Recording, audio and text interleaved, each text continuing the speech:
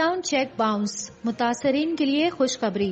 جاننے سے پہلے آپ ہمارے چینل کو سبسکرائب کر لیجئے، بیل نوٹیفیکیشن کو کلک کیجئے۔ پبلک ایڈ جماعت اسلامی کی زیر اہتمام تقریب تقسیم پے آرڈرز کا آج انعقاد کیا گیا ہے۔ پے آرڈر تقسیم کی تقریب کا انعقاد دفتر جماعت اسلامی ادارہ نور حق میں آج شام 7 بجے کیا گیا ہے۔ اس تقریب میں انجینئر حافظ نعیم الرحمان، امیر جماعت اسلامی کراچی اور سیف الدین ایڈوکیٹ بھی شرکت کریں گے۔ آپ کو بتائیں، اس سے قبل جنوری 2020 میں جماعت اسلامی نے متاثرین کے ہمراہ بحریہ ٹاؤن کی ناجائز پالیسیز کے خلاف احتجاج کیا تھا۔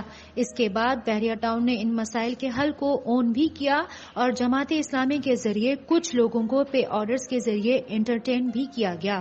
اس دفعہ باؤنس چیک والے متاثرین کے حل کے لیے پے آرڈر تقسیم کا انعقاد کیا گیا ہے۔